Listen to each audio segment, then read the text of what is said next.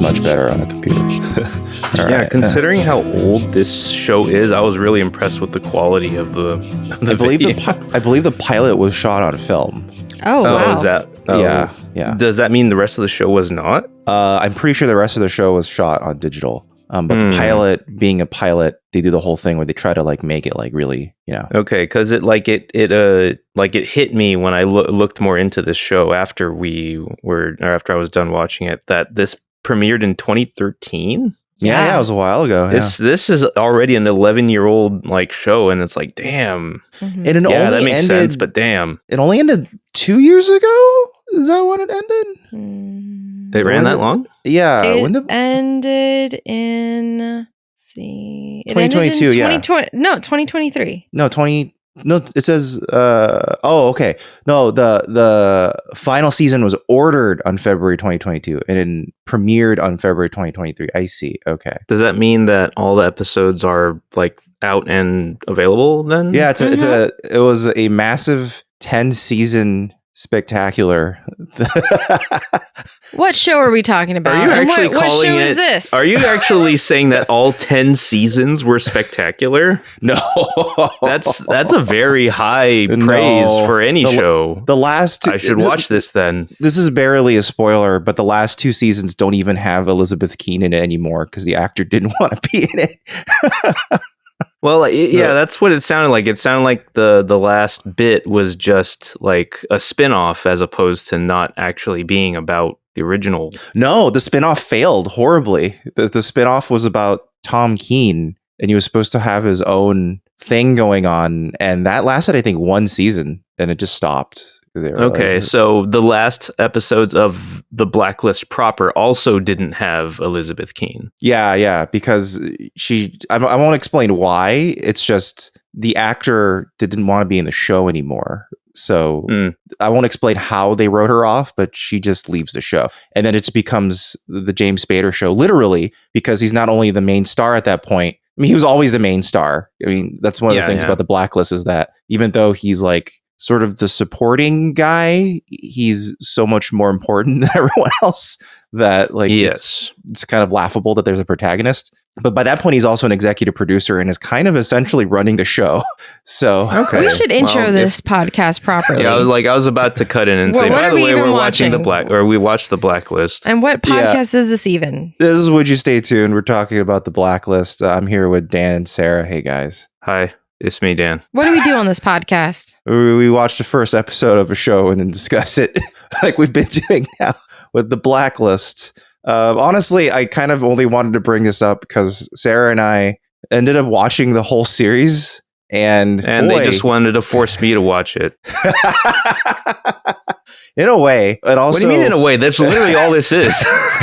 Because otherwise you could not do this episode to get on this podcast. You need someone who hasn't seen the first episode or past the first episode. I mean, in general, Would You Stay Tuned is the podcast that makes Dan watch things.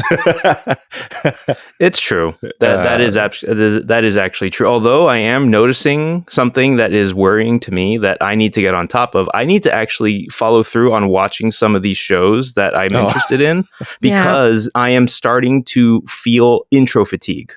Oh, just lots of pilot. Where all I'm doing is analyzing over and over again. Okay, they set this stuff up this way, and we're being introduced to these characters, and I'm not getting to see what happens to anybody. But you finished The Penguin. I mean, that was. I did. Yeah. And we finished Scott Pilgrim, and we finished some of the shows. I'm working. I gotta keep watching The Penguin. Yeah. I started watching it because of you guys.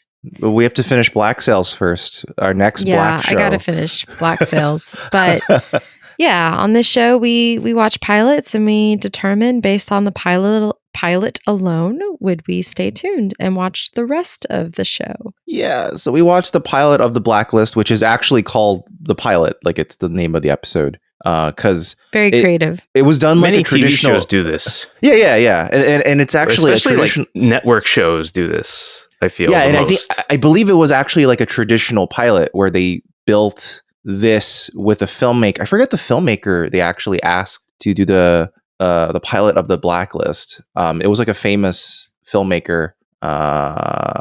Wait, to take up what role? As in Joe like Carnahan. to direct it? Yeah, Joe Carnahan directed the pilot of The Blacklist, so it has his cinematic style. He kind of sets the tone of the cinematic style for the rest of the show. But it's also why like so many of the FBI side characters we currently don't see any of the ones that'll become mainstays of the show, because once it got picked up, then they're like, okay, let's add the other characters on finally. Because right now it's basically just Wrestler as the second FBI character. What is his name? Cooper? Harold? Yeah, Cooper. Cooper is barely he's not even really a character at this point. He's just there. He's in it. Oh, okay. I was about to role. I was afraid you were going to say that he isn't in the main show like proper moving forward, and it's like, oh, that sucks because he looked like an actual character in this episode. Yeah, but in this episode, he literally has like 5 lines or something. Whereas Wrestler, yeah, and then Wrestler, and they that's all context that I don't have. Yeah, and then Wrestler, at least in the pilot, they're clearly setting him up as Elizabeth's foil, where he's like the battle-hardened field agent who is named Wrestler because he's built like a wrestler. And to be honest, I don't think he's built like one. I don't think he's built like a wrestler. He's kind of buff. He's strong. Yeah. He's I think they named him Wrestler because he wrestles with his emotions a lot in the show. It's emotional wrestling. Well, he's a struggler. Let's just leave it at that. Yeah. But yeah, Dan, would you like to give us a recap of the pilot of The Blacklist? Okay, so I guess for context for people at home, my exposure to The Blacklist prior to watching this for this episode was I would only hear about Marvin complaining about The Blacklist. That was the only thing I ever heard about The Blacklist, about how it was, schlocky network TV procedural that was easy to watch and, at times a guilty pleasure. Yeah, absolutely. Yeah, and so I am sure that it has its moments, but I was not prepared to be floored. It's funny because we only started watching it because Sarah and I's mutual friend Corey. Yeah. He was like, I'll say so. Corey, our mutual friend Corey, way back when I was in school, he said to me like, oh, you should watch The Blacklist. It's just like such a good show with James Spader and it's so good. And so I started watching it. Although I'm 90% sure that it's because he has a crush on James Spader. That's particularly why. Oh, okay. I mean, who doesn't? But so I started watching it in grad school and I watched like a couple seasons, but then I stopped. And then COVID hit and The Blacklist was on Netflix, I believe. And, during that time at COVID, everyone was at home. We all had nothing to do, I guess. And we're all quarantined. And so everybody got into watching all sorts of TV. And so this was a show that I saw pop up and I was like, oh, Marvin's never watched The Blacklist. And I had only watched a few seasons. At that point, it was years ago. And I was like, well, maybe this would be a good show to start up again. There's already 7 seasons of this episode, so we have tons to watch. So we started it, and the rest is history. And to this day, The Blacklist is your favorite show of all time. I wouldn't say that, but it's definitely taken the award for the show with the most seasons that I've ever watched. I've never watched a show that has 10 seasons, a scripted show that has 10 seasons of anything. So I would be interested to know like what the top 3 or 3 to 5 are in your history. Like what are the longest running shows you've been able to complete? Well, The Blacklist is the longest running show for sure. Maybe like Breaking Bad or Better Call Saul. But like I feel like Better Call Saul and Breaking Bad, they all stop around like season 5, 6. Like Breaking Bad was 5 seasons. Better Call Saul was 6. So I feel like every show I do watch, they usually stop around the 5, 6, 7 mark. But Blacklist went all the way to season 10, and that by far is like the longest scripted show I've ever watched. It really shouldn't have. I don't know if I can name any show that lasted that long and ended that I can say I saw all of. It's tough, right? I could probably say like Dragon Ball Z. I've seen all of it. and well, but I guess that an has a anime. definitive end because it turns into another series when they continue it. But Yeah, but then that's like anime. that story is ongoing. Yeah. So yeah. Otherwise, I can't really think of anything else. It's funny Like, because I know there are people out there who've like seen all the procedurals, like all the episodes of Law and Order, all the episodes like of CSI. I would think of like Law and Order or CSI or something like that. I haven't personally watched a lot of that, but I mean, coming into the Blacklist, I felt like it was a comfort show because a lot of people consider like procedurals. This is very much a procedural show. It's a formulaic show. There's a literal list, and they go through the list. Every single episode is one name on the list. And it's funny because it's like the names on the list are like, it's like names like a child would write and think it's really cool. Like the next episode's called The Freelancer. That's the name on the list. It's the name of the criminal. I know, but sometimes it's just a name. I know, but these are like the funniest, like most childlike, like the stew maker. Why not? The alchemist. I mean, what would you be called? What would your criminal? Don't give me an anime like hero name. Like, well, it's either use your real name or a cool alias. The Good Samaritan Killer, the Judge, like yeah, the Kingmaker. Would you prefer things like the Riddler? Yeah, these are like comic book villain Joker. names. Yeah. The villain of the season, his name is Berlin. Like it's. Well, this show came at a time where we very much needed to be comforted as a species, as a society, because it was a rough time. It came to your life at that time. It came to the show had been going for a while by the time you That's got very to true. it. That's very true. I do think it's interesting how they dealt with COVID specifically, though. Do you remember, Sarah? Oh, yes, they did have a season where like they shot during COVID, and it was like one episode. They had it was like animated. Yeah. They finished the entire season, and COVID happened right before they were about to shoot their season finale. So they're like, well, shit, we don't have time to actually delay that. So what we're going to do is we're going to have a Zoom meeting, and everyone's going to say, hey, we're the cast of the Blacklist. We're going to talk. And just to set this up, here's an animatic of what the episode would have been like. And it's like this incredibly hyper dramatic animatic that actually would have been really important to shoot because it ends with like Elizabeth being like a hero at the end, literally on a rooftop, Batman style, like ready to protect the city and shit. And you're like, so there's an official episode out there that in its real version, it's just an animatic with an intro from the cast. And it's the only version of it that exists. Yeah. Wow. Yeah, it's really bizarre, but it kind of captures the time period in a very definitely a time capsule episode, way. Man. Yeah. It's a very interesting. So unique. Yeah. It's funny because Dembe, who's you haven't met the character yet, but Dembe has this like he's a character who is Reddington's friend who is from Africa, so he puts on an affect like from like a Wakanda character, whatever. Okay. But then that's the first time you hear him be like, "Hey, I'm the guy who plays Dembe," and you're like, "Whoa!" He's just been. Oh, okay. Yeah, but yeah. So anyway, this was the pilot. The pilot's actually very different from how the rest of the show is eventually gonna go. As I assume, anything that lasts for 10 years will be unrecognizable from its pilot. Oh yeah, it's unrecognizable by the end. Yeah, there's no way it stayed the same. The amount of vitriol he throws at Harold Cooper in this episode is weird to me because they become such good friends. Wait, against Cooper? Yeah, because he keeps going, Cooper, I thought I smelled your cologne from a distance, and he's like, you finally. Oh, you mean Red's relationship with Cooper? Yeah. Raymond Reddington just throws insults for whatever reason. Cooper. I thought you were talking about Keen. Oh no, well Keen doesn't even know him yet. So yeah. Yeah. So to get into the synopsis of the first episode of this show. It begins with a hat-wearing figure entering X-Files base, aka FBI HQ. He goes up to the window lady and says, "Hey, I'm Raymond Remington. I'm here to see Harold Cooper. I think he asked for by name." And she's like, "Sure, why not?" No, he doesn't. No, that's not what she says. Do you think they gave him like a hat as like part of his character because of Breaking Bad? I guess it's like. It's a unique like visual affect that is not common in everyday anymore. So it's easy like to give a signature character thing. a hat to become a signature thing now.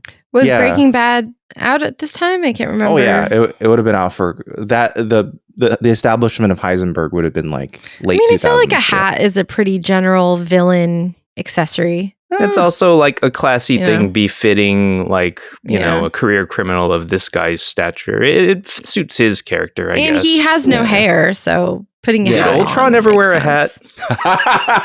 That would be great, yeah, if he wore like I honestly have like an unclear like memory in my head. It's like maybe at one point in the like Age of Ultron he had a hat on. I don't know. No, he never wore a hat. No, it would have been great. It would have improved the movie by far. But yeah. Well, anyway, back to the episode. He turns himself in basically at the lobby of FBI HQ. He's one of the FBI's most wanted. Yes, he's an international criminal, most wanted by the FBI. And so Harold Cooper shows up. He's like, hey, I know, like they exchange pleasantries because they've dealt with each other in the past.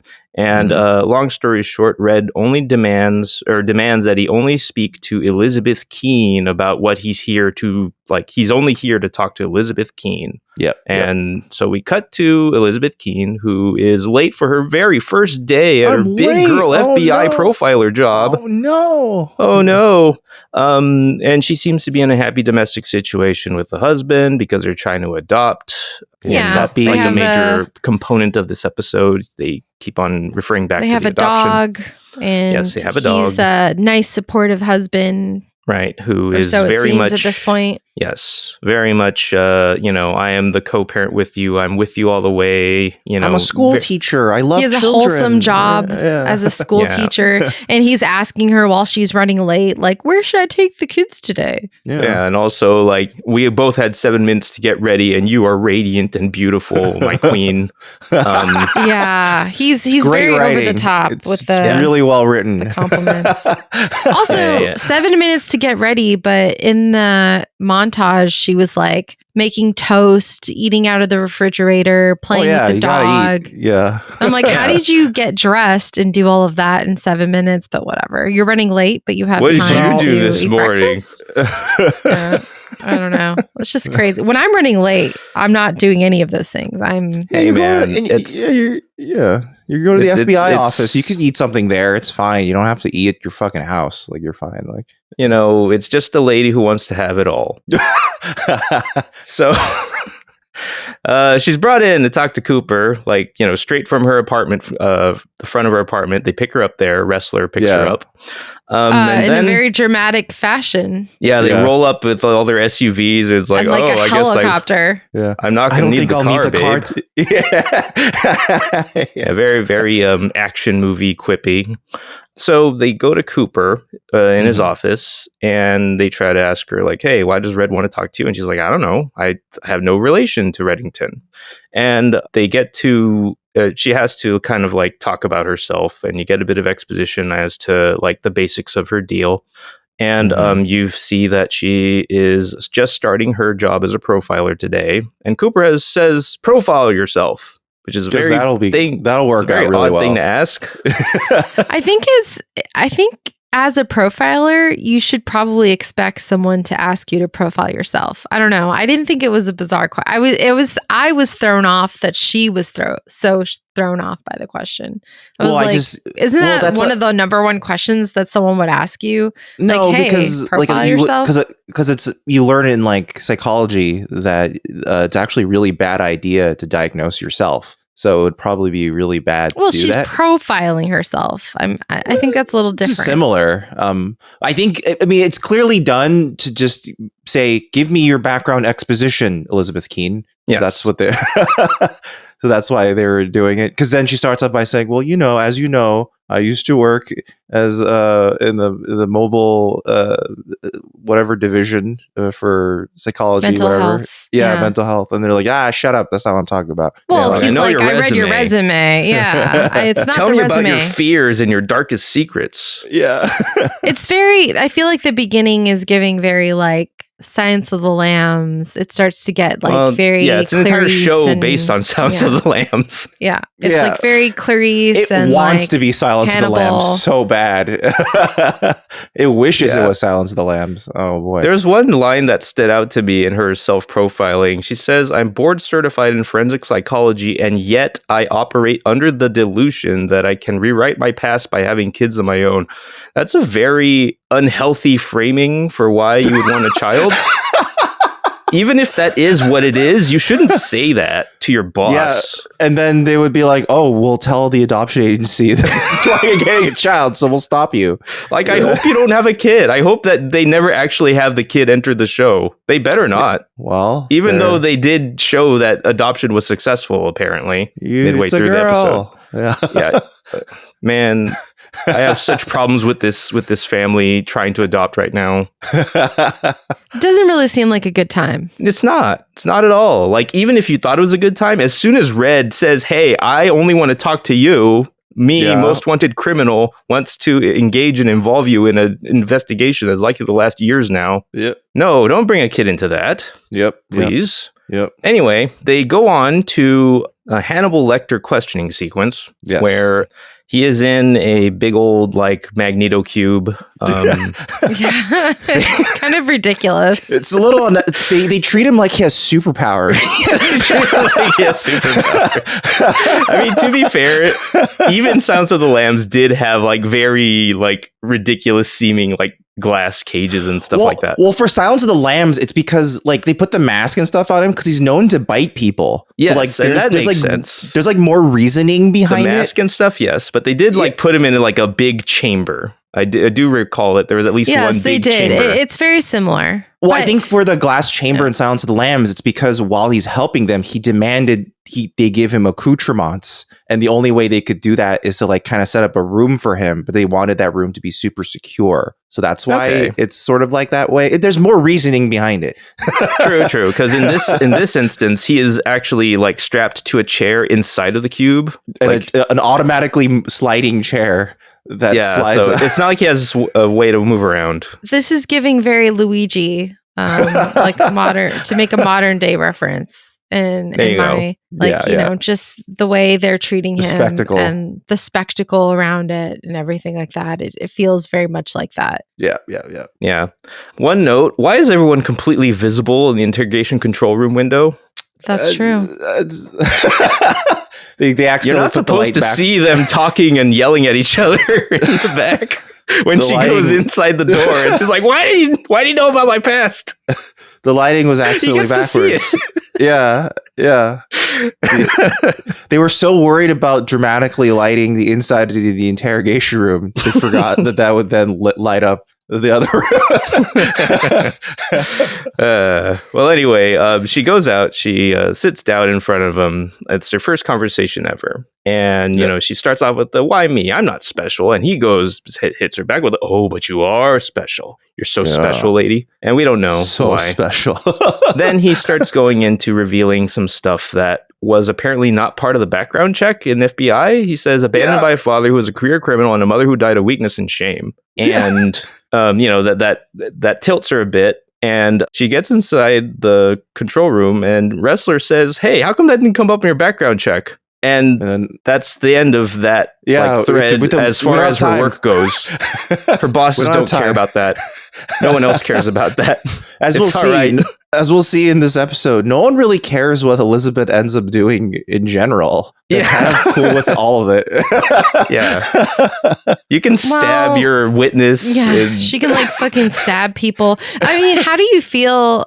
I think this is a good time for this question, but this is her first day as a profiler. She has been working previously, but she's pretty junior at this point, I'd say. How do you feel about her approach to working this case and her new coworkers and like just entering this new space with all these people? Like, I have very specific thoughts, but I guess I wanted to. Well, I think they try to prime you for how she acts throughout the episode in her profiling scene, where she says up front, "Pete, my colleagues call me sir because they think I'm a bitch." I'm a bit of a narcissist, as most people who raise themselves are. And you're like, oh, right. okay. And so she's just trying to lay out these are all the or I'm telegraphing that I'm going to be independent and rogue and strike out on my own when necessary in this episode. Get out of my way, wrestler. I'm going to save everyone.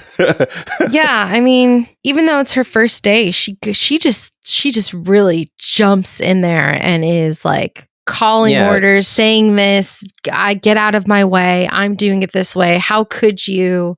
You know, she's very like, I would say that very intense. I might have said that the like Red revealing what he knows about her past might be like a turning point for her mind, where it's like, this is personal now and I need to be very invested. But she's still like, she doesn't treat the case that way otherwise. No. She still like checks in with him and it's like, hey, you still adopting that kid? Yeah, sorry, this thing came up, but you can still do it, right? Thanks. Yeah. Yeah, the writing of her character and or the performance does not really change once big revelations happen. It doesn't feel like her character then goes, oh my God, this is real. Or, oh my God, no. Tom, like if she was timid about her right now, like, if she was timid about her involvement in the case up until Red started talking about her dad or something, then I feel like that would have been a much clearer like turn or arc maybe. But I agree, but that wasn't how they played it out. No, so no.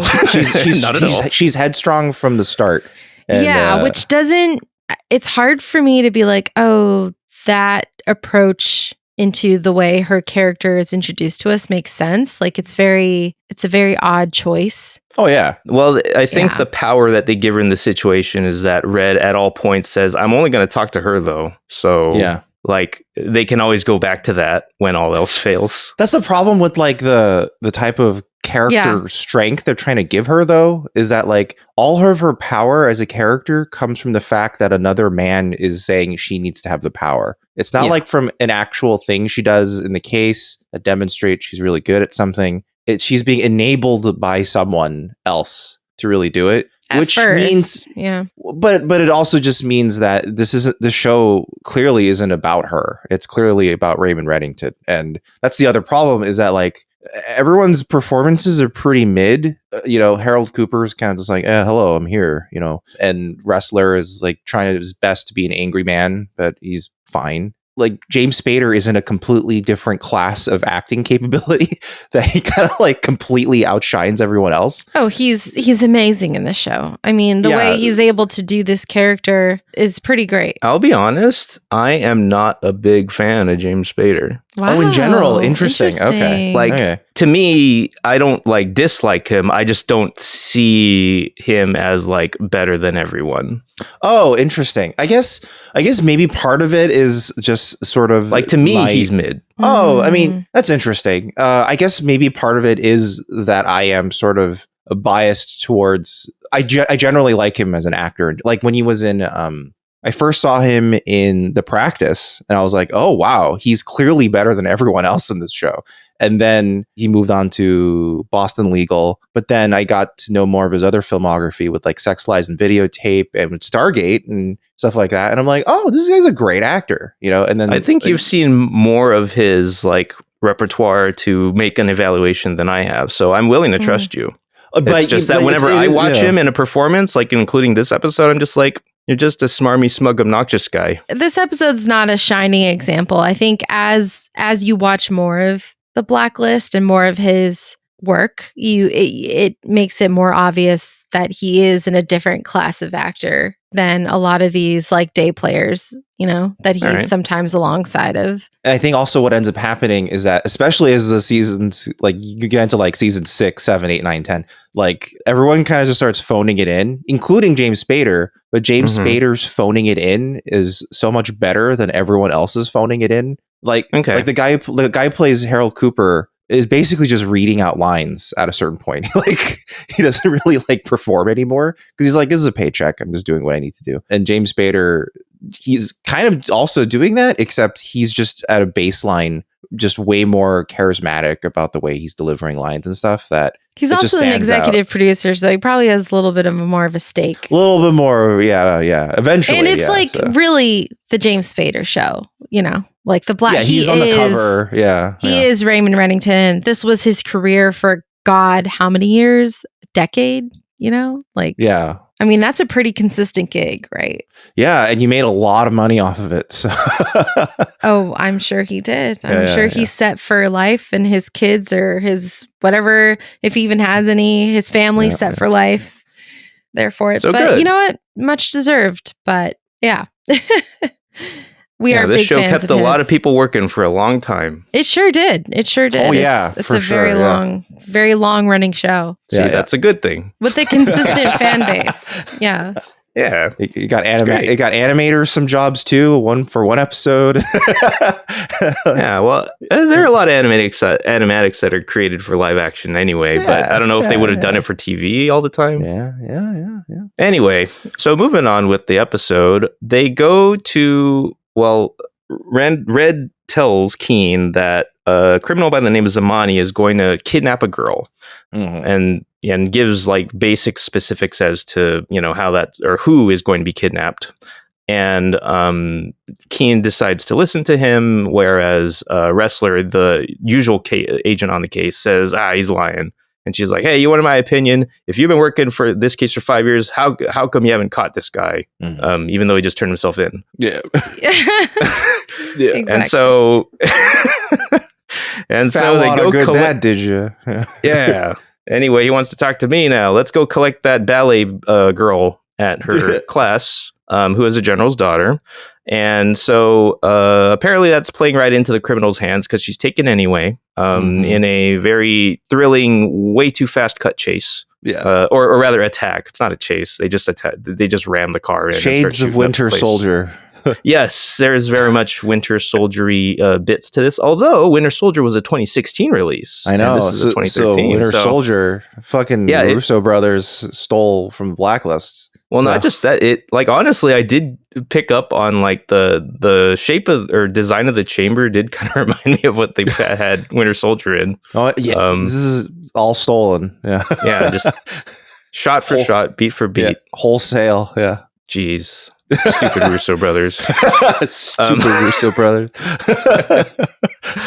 But anyway, they go get the kid. She's taken anyway. And she goes back to Reddington and asks, and I guess for more guidance and about where to find Zamani. And Reddington says, well, instead, he just starts to ask about her burn scar. And he insinuates that it must have come from someone trying to hurt her. And she's like, no, it was a fire. Not exactly. But they're trying to provide a little more insight as to her, her mysterious past. Mysterious, dark past that most likely involves her dad. And then Reddington is like, well, let me show you to think like a criminal because FBI doesn't know how to do that at all. No, not at all. Profilers have no idea how to think like criminals. Yeah, there's not an entire job dedicated to it or anything. So he plays his know-it-all shtick for another scene where he's like, oh, I know that guy. He's not related to this. It's fine. This guy. Oh, he's pretty cool. I know that guy. I hang out with him on Sundays. We play golf. And then he basically points out that they need to go find the chemist who knows a guy about where he would be. And in exchange for information on where to find this chemist, he says, put me up in a hotel. I don't want to be held up in like cells anymore. Let me stay at one of my usual spots so that it can look normal because I'm in contact with somebody. Yeah, he's got to make it seem like he's still in the criminal ring and he's not working with the FBI. I need to make it look like I'm not working with the feds, even though the feds are all around me as I enter my hotel. Yeah, actually, that's a good point. Like, listen, or you would think that the him turning himself into the FBI office would have made like the news. Would have, there's a lot. Like maybe the criminal world would be like, "Weren't you captured? Like, did you turn yourself? We saw you walk into the FBI you turned building. Yourself in. What? Don't worry about it. Yeah, let us not worry further. That's 50% of the show in general. Don't worry about it. I guess that's true. That happens so much in this show. It's absurd. Like the other dog, component, like that dog that they have. Literally by like the fourth season, dog kind of just stops showing up. And it's like, don't worry about it. The dog. It's fine for pets to disappear without warning. No one cares. I mean, it could probably be like a different dog dog in every shot, and we'd be like, oh, okay. And in previous seasons, they go, "Oh, where'd the dog go? Oh, is that a babysitter or my neighbor is taking care of the dog?" By like the third season, it's like, "Oh, the dog shows up again," and by the fourth season, the dog's just no longer there. Hey, the dog has passed away. I just want to take a moment to give shout outs to any sitcom that prominently featured a dog, like Bud from Married with Children or Speedy from Drew Carey Show. Yeah. But it's just great to always have a little bit with a dog. Yeah, Speedy always coming in. Yeah, he was great. Yeah. So another component of that, like criminal, like thinking scene with Red and the FBI with the like connections board and everything, is that they determined that the chemist was hired to create a chemical bomb that they can strap to the little girl in the middle of Washington somewhere, because it's not just a plot to be a terrorist, it's a revenge plot against the general personally. Revenge terrorism. Yeah, because Zamani survived a chemical attack on his homeland where his family died, and he was like, "Oh no, I need to, exact revenge on this general who was there." I was really surprised why that was not the first connection they made. Like, why did they need to think so hard about that? That would have been like very obvious to me if you look. I feel like anyone who's trying to connect any dots, he's trying to get revenge. Clearly, this plot also made me think about Pluto. Because we've been doing WIS in this order, like I'm primed to think about the other episodes we've done while watching this stuff. But anyway, it turns out that it's a plot to unleash a chemical bomb in the middle of Washington as revenge. And that's like the big revelation that Red allows Keen to arrive at by guiding her very, very carefully. Yes. And so they go to the chemist and pick him up pretty much immediately. Like they do the 1-2 bam bam, get the guy, and then get the second guy in like 2 scenes. Mm-hmm. And then while Red is being held in his fancy schwanky penthouse suite, Liz goes home briefly to check in with her husband. Yeah, Liz literally goes, "Oh, I'm tired. I gotta go home. Talk to my husband." Yeah, I need to go check in on which, to be fair, is realistic enough, I guess, depending where they are. If she's near home, why not? You're in in one of the most important classified cases the FBI has ever had. You're like, "I'm tired. I'm gonna go home." And then, downtime exists. There's such a thing. I'm willing to believe that. That's fine.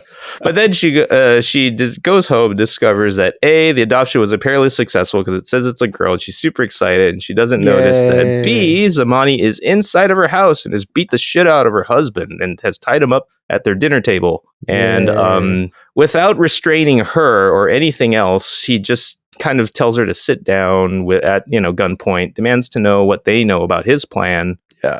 And, eventually takes off, but not before stabbing Tom, her husband, in order to force her to tend to him while he's leaving, so she can't chase after him. Yeah. Very classic villain move. Mm-hmm. And so Tom is taken to the hospital, and she gets really fed up with cleaning the fake blood out of her carpet. And so that forces her to go to Red's suite, to demand, like, why the hell was Zamani in my house? And he tries to do his obnoxious thing again, but she's like, "I've had enough of this shit," and stabs him in the neck with a pen. Yeah, that was insane that that was able to happen. Yeah. And they put her under review for that. They don't worry, they put her under review for that, but they also let her see him again in the hospital. It makes no sense. And so that's like the end of the scene, because he's like, "Okay, fine, yeah, like I'll give you the info you want, but you won't know the secret about your husband," which is an introduction to weirdness with this husband. Mm. And at first she's very much in denial and very hot about it. So she's like, "No, you don't know shit about my husband." And she pulls out the pen and renders him unconscious. Yeah. And so afterward, she goes to the hospital to meet Red because she doesn't know what else to do. She needs Red for everything. She cannot think for herself. She's like, "God damn it. I don't know where to go from here." I probably should not have stabbed him in the neck and made this whole problem. She's like, "I need somebody to ask me very leading questions that I will eventually just figure out on my own." Yes. Yeah. She goes to the hospital where Red is being held. The rest of her stops. She's like, "Hey, you're under review. We can't see him. Well, you shouldn't even be here." And she's like, "Hey, I don't have any leads. Just let me talk to him. 5 minutes. Come on." Yeah. And he's like, "Oh, okay, fine." But it turns out that Red has escaped because he has shady nurse connections who let him go. Yeah. And whilst outside on his own, One thing Sarah pointed out is that they do the classic shot of the guy, the nurse goes, "Aha!" He waves goodbye as the elevator doors close. Yeah, a little wink. You can just press the button again. The elevator wouldn't go down. It would just open up again. You'd be like, "Oh wait, you missed a passenger." Or surely somebody is downstairs and can intercept this guy and be like, "No, all the FBI is on one floor." No, they cut away already. They cut away. We already see Red walking. It doesn't matter anymore. Once you're in the elevator, you're scot-free. There's no There's no way. So Red's out and about. He goes, walks, and just finds Zamani out in the street. It's fine. He just finds him. Yep. And so he plays like he's on Zamani's side. It's like, hey, did you do that thing I told you to go to Keen's apartment like I asked you to? Did you do that thing with the husband like I asked you to? But those are real, though. That's not even playing like on his side. He has ordered Zamani to do all these things. So Zamani right. So like he is kind of like, this is a glimpse into supposedly Red's own agenda about Elizabeth Keen. He plays you don't know both exactly sides. what's going on. But he Yeah. does have like a master plan going on that we don't really know the whole like picture of yet. And so far he has used Zamani as like part of this. But at the same time, he is talking to Zamani specifically to gain more info that he can then feed to Elizabeth Keen. And in the conversation he has with Zamani says like, oh, it's not just, it's about the kids. And so, so Red gathers that, oh, he's not just he's after specifically children. He wants to target children with this bomb. And because of that, he calls Keen and demands her to remember more about what happened last night. Which is, I don't know. It's such a weird trope.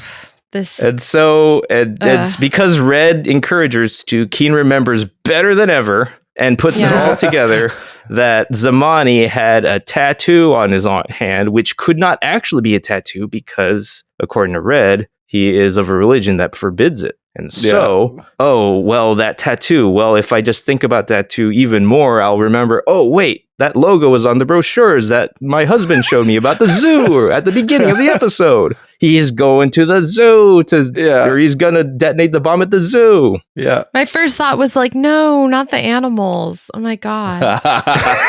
Don't hurt any animals. And so they go find the kid while Wrestler is sent on a wild goose chase because the trackers has been planted on Zamani. Yeah, Zamani's holding it in his pill bottle. Yeah. Yeah. And so Wrestler is able to kill Zamani on the roof whilst Keen goes and finds the little girl with the chemical bomb strapped to her with a backpack. And Red again calls her and says like, hey, I know some guy who can solve this problem for you and for all of us. I know a guy. In like 30 seconds. He's going to show up soon. Just wait for him to solve your problem. Just comfort the kid while he defuses the bomb for you. And as soon as he's done, he's going to run off with the bomb because that's his payment.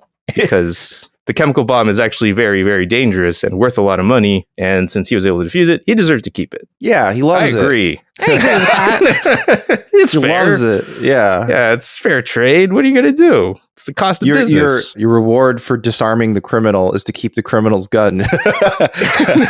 Yeah, that's kind of cool. Yeah. To be able to keep the weapon. It's like a video game. You beat the boss, now you have the boss's gun. Yeah, so there you go. Yeah, I especially like how like gleefully he runs away with the bomb. Yeah, he's like, yeah. These are really rare chemicals. These are great. Yeah. And he worked for it. He earned it. He saved so many lives. Yeah, he saved all these animals. Give it to him. Yeah. Yeah, and the animals. Yeah. Heck yeah. And so as a wrap up, they are talking to Red in the FBI headquarters, and he's like, so I want to introduce the premise of this show. Yes. Basically. This is the pilot, isn't it? Aren't we supposed to sum up what the rest of the show is going to be about? Yeah. Right. In this final scene.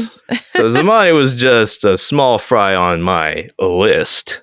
List? What list? No, close the computer, turn off the record. Yeah. Let's talk off the record now. Very dramatic. Let's call it the Blacklist. Which is it's not PC anymore. Why? How? It's not PC to call something like the blacklist, the whitelist, to infer like this is a negative list because it's a blacklist. Really? Like what? Yeah. Oh. I feel like there are people who No, I'm not even making this up. Like this is like that's why they also say like, you know, like in computers and stuff, you can like whitelist an IP, or you know, like why is that synonymous with good versus? I'm just saying that these days they have like an allow list or a block list instead of like black or white. It's not PC to say blacklist or whitelist anymore. All right. Well, I don't know. I mean, I know that there have been critics of that dichotomy for like. I mean, I'm not saying that movement doesn't exist. I'm just saying, like, I don't think the etymological origins are probably. It's like the same argument people have said. Oh, don't call it a master bedroom because that's racist. And it's like, but that term didn't originate from that. I don't say that. I actually say primary bedroom now. But master bedroom's fine. It did not originate from that at all. So, I mean, also then like the whole point of the term the blacklist is just more of like, these are people like, because then the equivalent these term, are bad if you're talking, people. But if you're talking about like in computer terminology, then it would be like the block list. That wouldn't work. You couldn't call it the block list. Or they say something else, you know, like it's no longer whitelisting. The kill list? Like what would he call it in the show then? Because he's just it's just a cool name for the list. I think you could come up with something else, but I'm just saying. Are we saying that culture has evolved past this show that concluded like within the last year? Yeah, culture has evolved. Like already. We can't call this show its own title anymore now, but it. Yeah, it moves. Society moves quickly, Dan. Well, I actually read on Reddit the other day that this was a shower thought, and it was, if baby ever becomes like out of style, like if we ever get past baby as a term of endearment and it becomes like officially creepy to people, so many songs. Oh yeah. Constantly. So many songs are gone. Justin Bieber's entire thing done. Oh boy. Yeah. If we ever move to that point, then I'm the songs. ready for it. Yeah, I'm ready for it. Yeah, just like the song that starts off, "I'm ready for it. Come on, bring it." Yeah, yep. I just wanted to throw that FYI out there. I'm not Snakes on a Plane, by the way. I'm not completely convinced by it, but it is an argument that is made that like we should retire the use of the terms blacklist, whitelist, these kind of words. I don't want everything in the world to be that related to each other because it just makes things too hard. Also, I just don't think it's etymologically accurate. So I don't think there's that bit piece too. Like when there is no relation, forging relations where there were none. Yes. Doesn't seem fruitful to me. But with that said, I know that there's always critics of the dichotomy of black and white wherever it is used, just because of that simple black versus white, you know, like like that's all it is. That like there's no historical context attached to it beyond that. So if that's where the basis comes from, sure. Anyway, I would not stay tuned. Nice and quick. Didn't even give us time to ask the question. I don't think that this is a show that I could just keep watching. Did you like the cue it ended on, where she just, because remember we forgot the stinger. She decides to rip up the carpet instead of. Oh, Tom, yes. And then she finds Tom's all of Tom's secret money and passports. Dan was just so excited to say he wouldn't stay tuned. And then she goes back to ask Reddington what's going on, and then like a acoustic version of 99 Problems But Bitch Ain't One starts playing. Yeah, that okay. Yeah, I'm glad you brought that up because I forgot about that. What the fuck is that? It was the worst music cue on the history of. It's so corny. What does it like? It does lyrically. It doesn't match up. It's stupid. No, they wanted to end on a strong, fun note because. I don't know. That was a stupid ending. But apparently there is a big mystery about who is your husband really, because he has some sort of past too. He has multiple passports, a gun, and lots of money stored under your floorboards. Turns out everything is a problem. No part of your life is normal. And he wanted a kid too? Jesus. That's crazy. Yeah. And they got approved for a kid, which makes you wonder, you know. Yeah. What dastardly means did he use? Did he use one of his fake passports to get a baby approved? Yeah, man. Yeah, maybe because she did like say, like, "How did you do this?" When she like gets the adoption or shows that the adoption's successful. Well, Sarah and I did stay tuned for 10 seasons. We sure did, which is crazy when I think about it. Sarah, would you recommend the Blacklist? How many episodes averaged per season? 20 episodes a season. Oh my God, we watched that much. Around 200 episodes of the Blacklist. Oh, wow. I mean, it took years, right? Like it took a good amount of years of watching it. Yeah. There's 218 episodes of the Blacklist. Oh my God, I can't believe we watched 218. And you watched all of it? Yeah, we watched all of it. We watched every single episode. But to be fair, the pilot is the only one, because of this show, we have rewatched. This is not a show that needs to ever be rewatched. Oh no. I would not rewatch this show. And there were times where I felt like giving up, Yeah, because it was like, this is so lame and boring. There were definitely seasons and times where I was like, oh man, I should give up. But what happened is you feel like you've put so much into it that you're like, fuck, I just need to fucking finish it. Yeah. And part of it also is that it is very much a mystery box show. So you're kind of like, okay, I know you're not going to solve this mystery box super well, but what is your stupid answer? We just want to know. Yeah. Exactly. And the answer is often very stupid, but it's there. The biggest, and just to like kind of sum up the biggest mystery in this show, which is not, it's somewhat touched upon in the pilot, but the biggest mystery is, who is Elizabeth Keene's father? That is the number one question. And for some reason and some way, this show finds a way to keep asking that question for 10 seasons without ever actually answering it. Well, they keep frustrating. Well, they keep moving the goalposts because it's originally very frustrating because you just have one question. The question is, who is her goddamn father? Do they do the thing where it turns out that the person you thought was your father wasn't actually your father? Oh, they do everything. They do everything. Well, the thing is, they change the goalposts. Yeah. So it starts off, who is Tom Keene? Who's her mom? Yeah, who's Tom Keene? Who is her mom? Starts off with, who is Tom Keene? Then it starts off with, who is her dad? Then it goes to, but then who is her mom? And then it goes to... But then who is her dad? But then it goes to, but then who's Raymond Reddington? And then it goes to, but then who's actually Elizabeth Keene? So it does this whole... They just keep moving the goalposts. At what point do they start to say that Red might be her dad? It's implied from like episode 2 or 3. Yeah, it's implied. I mean, even from this episode, you can kind of, he does bring up her parents. He is a career criminal who abandoned his family, right? So you're kind of like, oh, is that who he abandoned? The wheels are turning, but it amazes me how this show managed to keep that question going. Just stretch for 10 it like taffy. Seasons. Just like they stretched it the fuck out. And at this point, you get so frustrated. At the end, you're just like, I just want to know like who her father is. And is it Raymond Reddington? Is it not him? It's just like, is it the dumb, stupid answer you're pushing the whole time, or is it something else? What are you doing? Like, is it really that obvious, or is it so stupidly different?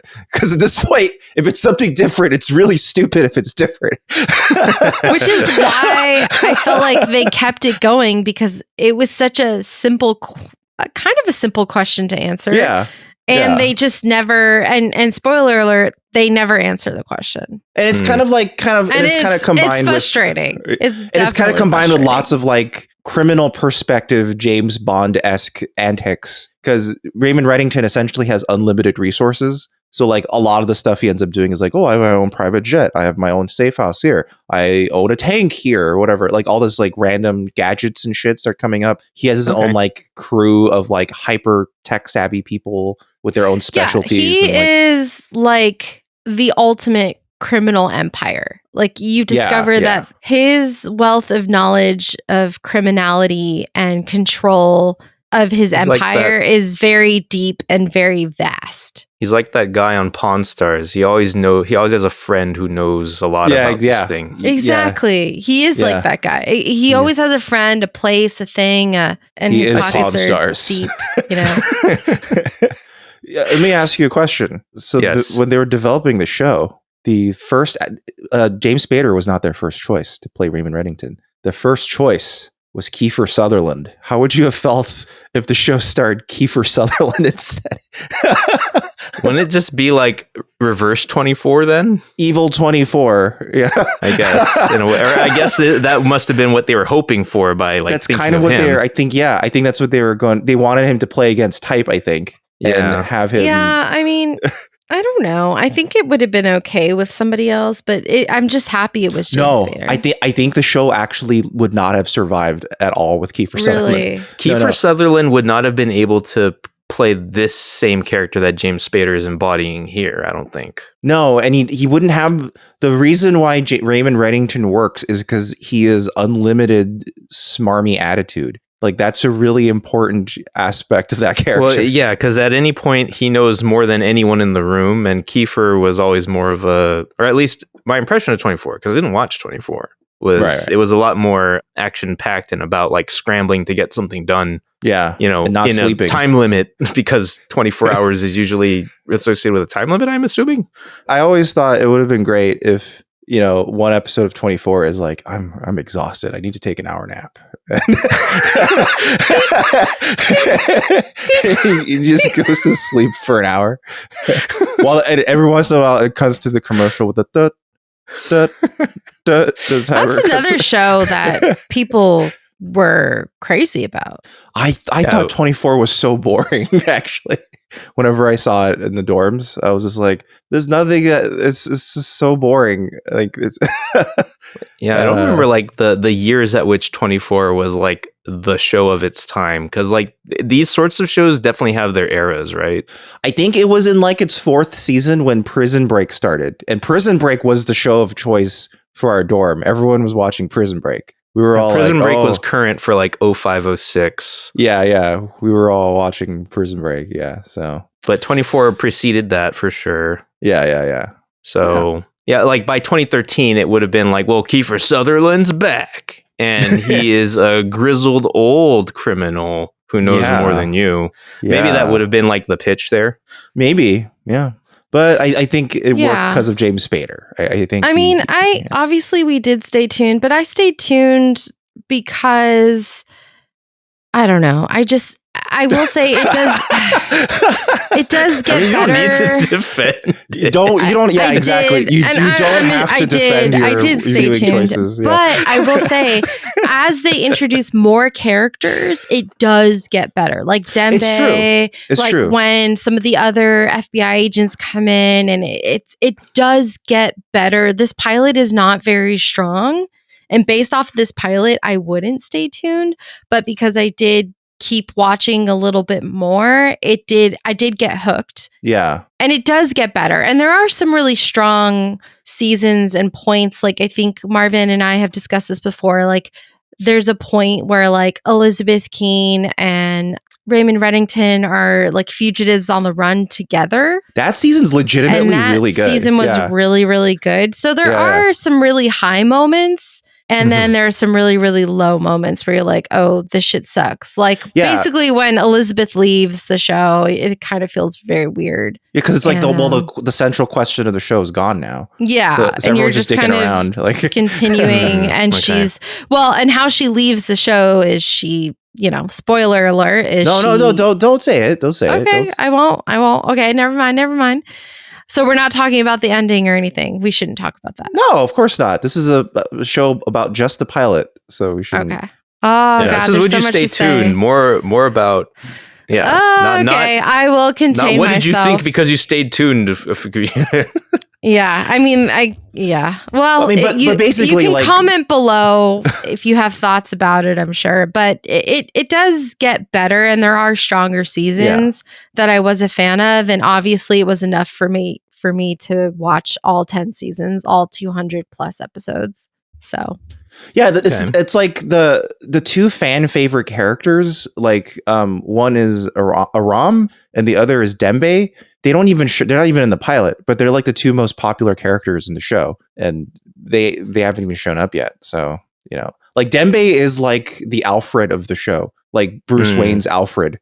Like he'll do anything possible to make sure everything works, and then Aram is just like the endearing tech guy trying his best. And then eventually even there's like an MI5 agent who joins their crew, and she's the actor who played the Bend It Like Beckham lady. I forget her name, but she's the Indian soccer girl from Bend It Like Beckham.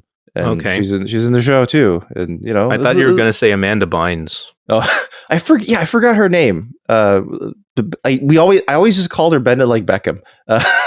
I'm not even sure if I thought of the right thing there. Like, I just know that Amanda Bynes was in like a soccer movie, wasn't she? She was also like She's the Man or something. Yeah, where she's something like that. Yeah. Which isn't Juana Man. Yeah, Parminder Nagra, that's her name. But she ends up joining the cast as well, and you have Wrestler, who ends up much more dude bro-y, so he ends up becoming more of that character. Yeah, he wasn't much of a character in this episode. Like, I'm certain that he has a much stronger characterization that is like much more imprinted, like it's stronger in your minds than it is for mine. Because to me, he's a nothing character right now. And then Harold Cooper eventually ends up being kind of like the den dad, the den father of the crew. But the joke Sarah and I would always make is, all right, you guys, everyone has your assignments. I'll be in my office. Okay. He just goes back to his office. Yeah. All right. That's fine. But yeah, that's the Blacklist. You can watch it if you want. There's nothing of value lost if you don't.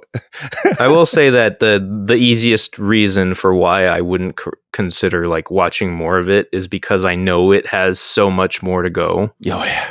That's a lot. And I know that's always a factor when it comes to like starting series or finishing series or that sort of thing. And yeah, it's a lot. You try to do a cost benefit analysis. I think they thought it could have ended after that Fugitive season. And so that season ends as if the show is over. So that's actually a good place to stop if you end up watching. What season is that? I forget. I think it's season 5, the season of Blacklist where they're fugitives. It's season 3. It's only season 3. Oh, wow. Really? So after season 3, you're actually good to go. You don't really need to keep watching.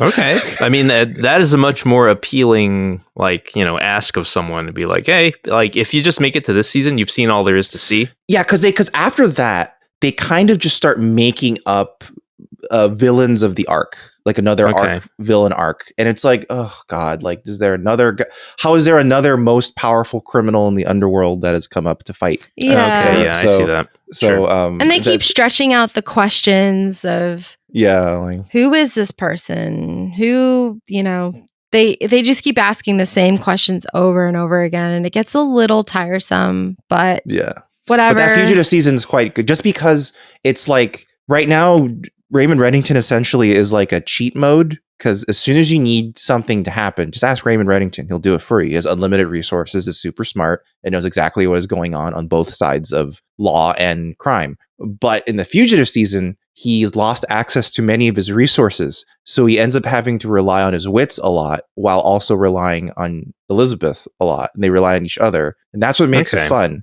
That it's you actually have to like be clever instead of just relying on your billions of dollars.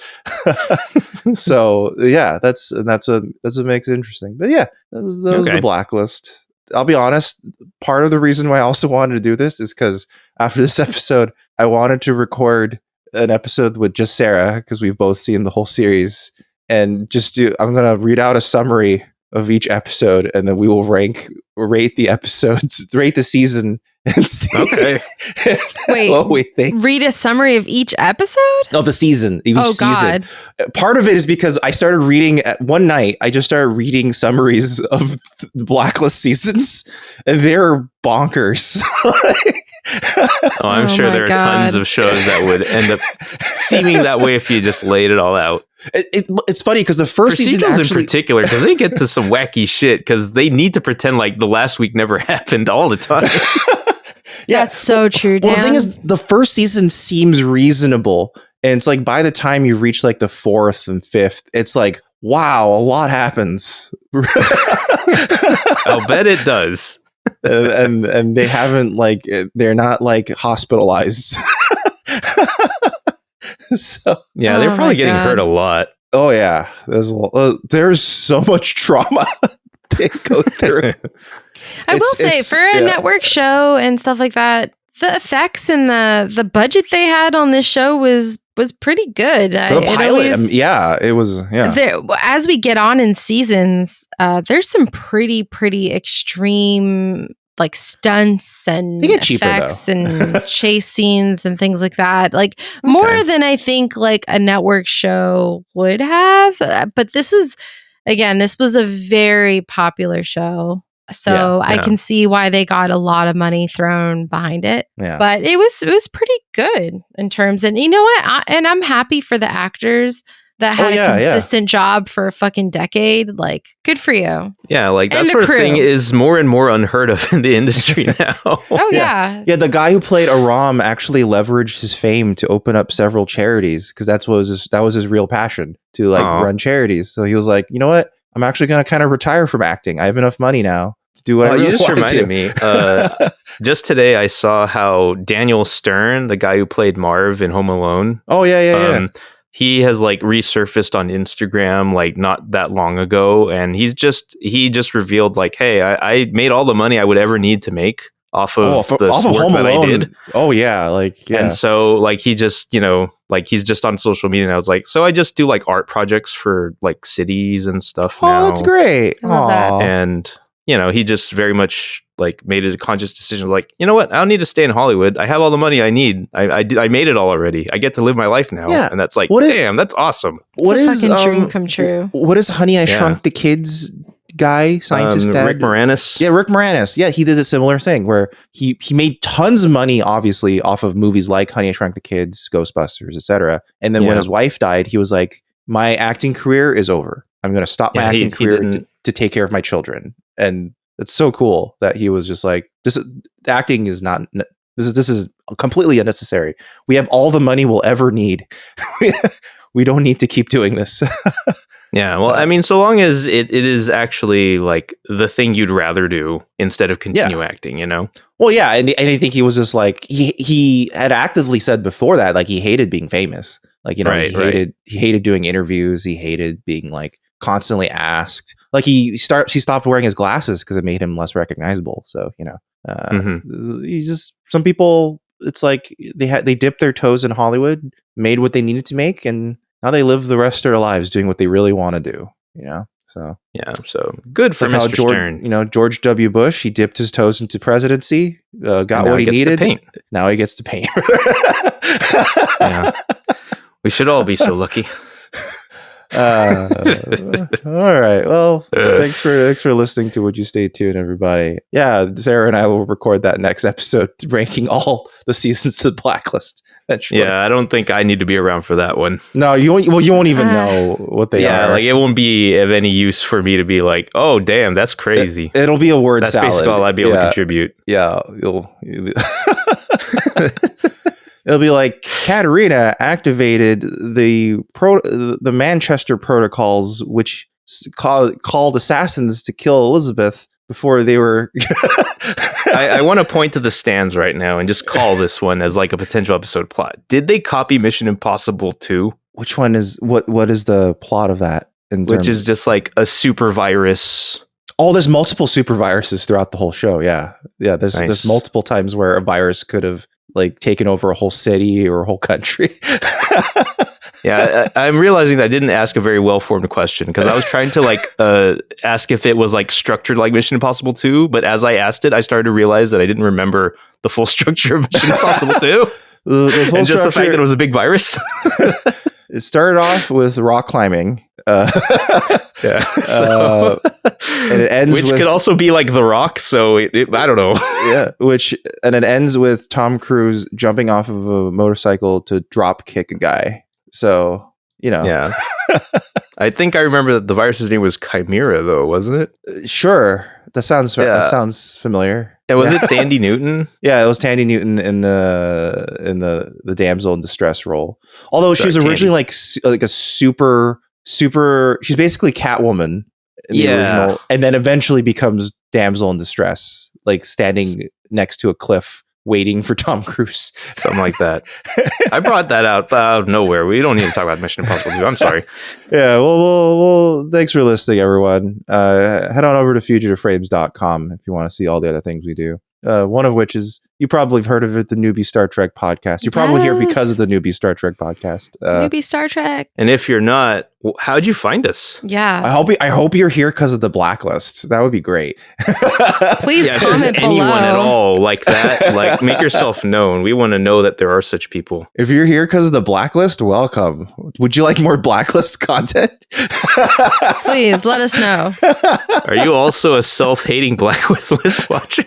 That was every Blacklist watcher by the end of the Blacklist. If you go to the Reddit, everyone was like, well, that show ended.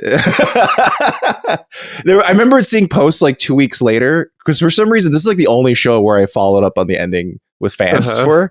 And then it's like, guys, it's time to admit that the show did not end the way we wanted it to. Stuff like that. Oh, like tracking the fandom of a show like this must be fascinating, because I'm too used to like the prestige television, like stuff that isn't like network procedural stuff, but for like diehard fans of procedurals, what is that like? It just started dwindling down until finally the show had to stop, and then they're like, hopefully it ends really well. And a very mild spoiler, by the end of the show, so many people have left that there's almost no one to do like a victory lap. Oh my gosh, with, yeah, you know? it's unrecognizable because so many people have left. And they usually even, you want to do like a victory lap for a second. Yeah, exactly. You want to be like, oh, they came back for the one final episode. You know, nobody came back. So,